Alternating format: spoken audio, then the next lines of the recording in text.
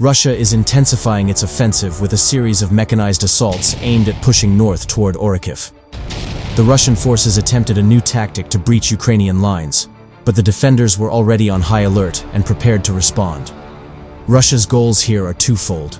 Firstly, they want to pin down the defenders and disrupt their attention, while another Russian group is assaulting from the east, trying to get behind the Zaporizhzhia defense lines towards the region of Pokrovsk. Secondly, their strategic goal is to bring Zaporizhzhia city within tube artillery range, allowing them to disrupt Ukrainian logistics and endanger the civilian population, which will create additional problems for the Ukrainians. To open the gates towards the regional capital, Russia needs to take control of Orikhiv, marking its operational goal. There are a lot more defensive structures west and south of Orikhiv, so if the Russians capture Mokrovsk, this would allow them to bypass some of the defenses, as there are fewer fortifications from this direction.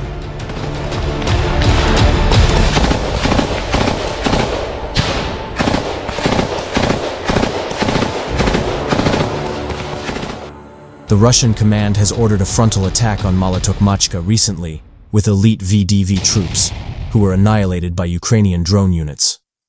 After failing from this direction, the Russians decided to exploit the other routes from the southwest. This will allow them to send forces through at least two vectors, which will divide Ukrainian attention and give the Russians better chances.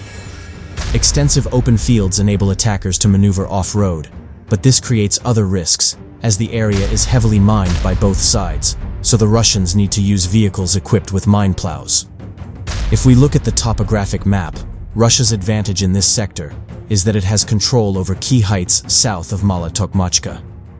The village's lower ground location gives Russian attackers a tactical advantage by improving their field of view and fire control, providing observation points and enabling control over likely approaches. Ukrainians were on high alert after the recent attack and reports from Ukrainian partisans working behind the front line of Russian troop redeployments in the region. Due to this, Ukrainian operators are monitoring up to 15 kilometers behind the front line with drones.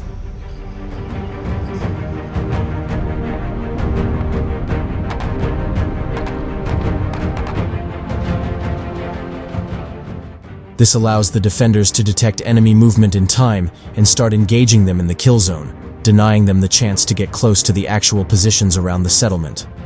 Geolocated footage shows how the first two Russian armored vehicles were detected near the village of Myrne, around 6 kilometers from the front line.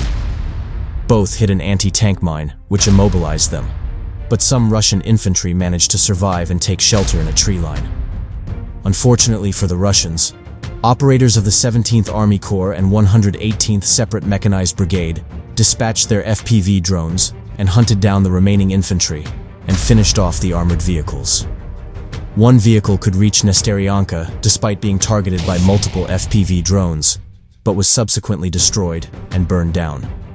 4 Russian armored vehicles attempted to assault through the open fields near Robotyne behind a mine-plowing vehicle to avoid detonating the mines. Despite their drone protection through additional cages and an electronic warfare system disrupting the signal of Ukrainian FPV drones, they were also hit and destroyed after being immobilized.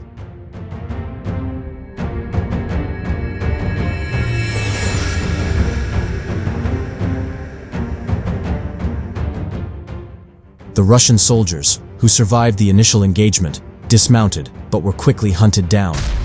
The Ukrainians were able to eliminate the Russian vehicles before they were able to reach the positions and create a direct threat to the defenders.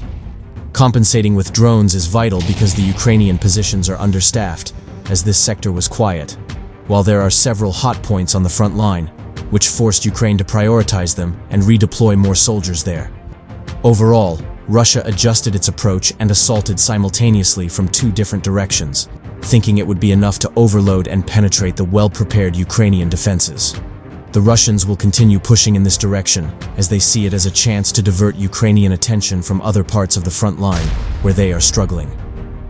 Even if the Russians continue accumulating losses and run out of armored vehicles or the mud season makes it impossible to use them, they will switch to infiltration tactics with small infantry groups, similar to other directions.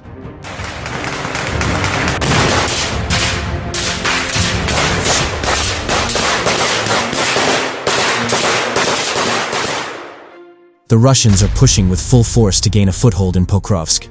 The city is becoming a gray zone, characterized by unpredictability and uncertain control, says Ukrainian soldier known as Hus from Ukraine's 68th Separate Jaeger Brigade, according to Kyiv 24.